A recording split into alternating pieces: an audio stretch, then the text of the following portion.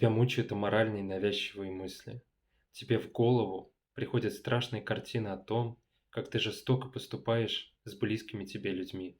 Стоит ли этого бояться? Друг, этого бояться не стоит.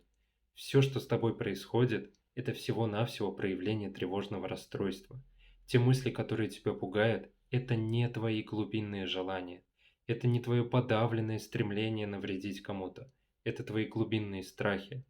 Тревожное расстройство лишь подсвечивает то, чего ты боишься. Если тебя беспокоит тревога в отношении того, что ты можешь нанести кому-то вред, это значит только одно. Ты любишь этих людей, они тебе дороги, ты о них беспокоишься, и ты боишься, что ты способен на какое-то зло. Но если ты этого боишься, то как раз это и значит, что это тебе не свойственно. Если ты хочешь больше знать о психологии, то подписывайся на мой канал и на мои ресурсы. Увидимся.